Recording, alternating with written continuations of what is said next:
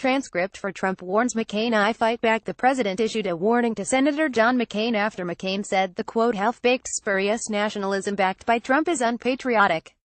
You heard what he said yesterday, Senator McCain. Yeah, well, I hear it. And people have to be careful because at some point I fight back. I'm very nice, but at some point I fight back and it won't be pretty. More from Meghan McCain, the newest co-host on The View, and let me begin with you. You heard what the president said about your dad. Where does this go next? I think the fighting between them just comes from the fact that they have deep ideological differences of perspective on how America is run. How the Republican Party should work together. But on a personal note, I don't know about you, but I'm exhausted with the infighting within the Republican Party. I'm exhausted with the attacks on my father.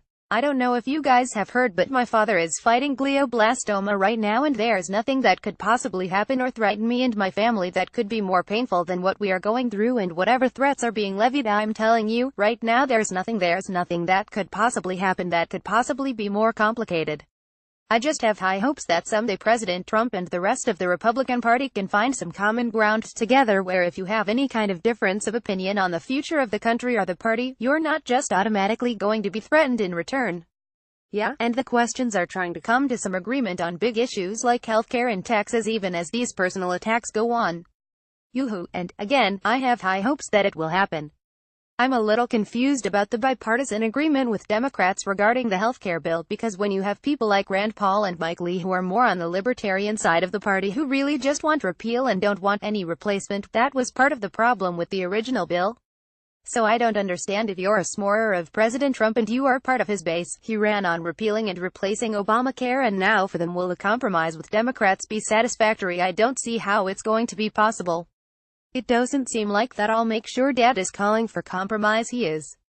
Again, he is, and my father obviously was the infamous downvote, but I just don't know if it will be satisfactory to his base. Let me bring in Matt Dowd on this.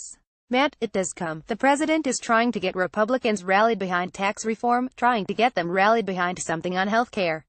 Yet these self-inflicted wounds continue, starting with how he talked about the fallen families.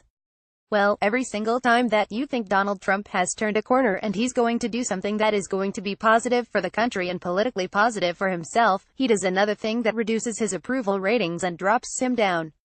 Keep in mind, George, the only time that Donald Trump has risen in his approval ratings in his entire presidency was when he had cut that deal with Nancy Pelosi and Chuck Schumer on the debt ceiling, and so if he can reach an agreement on DACA or reach an agreement on taxes or healthcare reform, then I think his numbers go up. The problem he has, as Meghan alluded to, the Republicans are no way unified on what he should do. The Democrats are pretty solid on this. But the president has to figure out a way to work with Congress, which he hasn't done since January 20th. And the one place Republicans, Meghan, are unified, tax reform. Can they get it through? If we don't get some kind of win coming forward into midterms, it will be very dangerous for people up to re-election.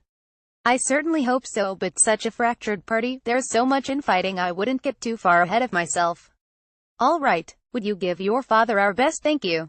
He is doing good. I mean, he's all things considered, and we are so blessed and so happy to have the healthcare team at NIH. We're so lucky. I just want to bring more awareness to glioblastoma and brain cancer. Part of the reason I'm working at The View. I hope you all come on at some point. He's doing well and appreciate the thoughts and prayers everyone has given my family. It is deeply meaningful. We saw your father and Joe Biden together. I don't agree with him on much, but he's a wonderful man. One thing you do agree on, you fit right in on The View. I was pretty nervous. Thank you very much. We appreciate you coming here. This transcript has been automatically generated and may not be 100% accurate.